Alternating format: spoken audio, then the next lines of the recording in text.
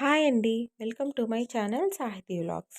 ఈరోజైతే thread bangles ఎలా చేయాలో చూద్దామండి. నాకు అంత పర్ఫెక్ట్‌గా అయితే రాదు.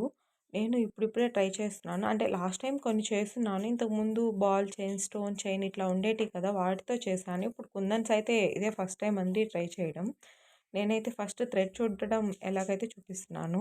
థ్రెడ్ అయితే నేను ఒక 30 వరకు తీసుకున్నానండి. అంటే ఒక సైడు 15 ఇంకో సైడ్ 15 మనం ప్యాట్‌కయితే చుట్టుకుంటాం కదా!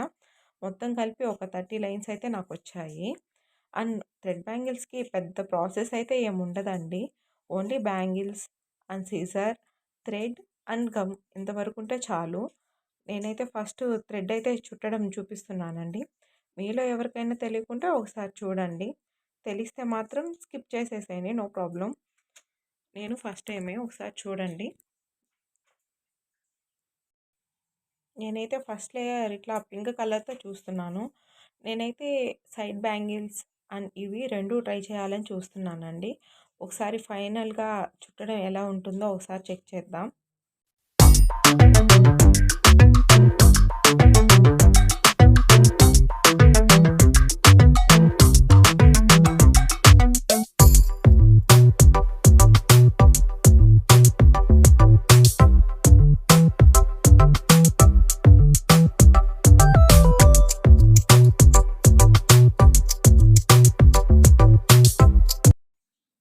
ఫైనల్‌గా 2 బ్యాంగిల్స్ అయితే చుట్టేసానండి.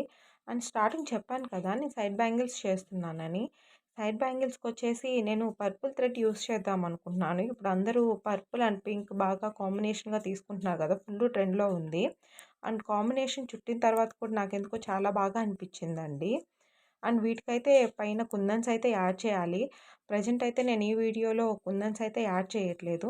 నెక్స్ట్ వీడియోలో కుందన్స్ యాడ్ చేసి చూపిస్తానండి. అండ్ ఫైనల్ అవుట్‌పుట్ అయితే చాలా బావుంది. And please subscribe my channel and thank you.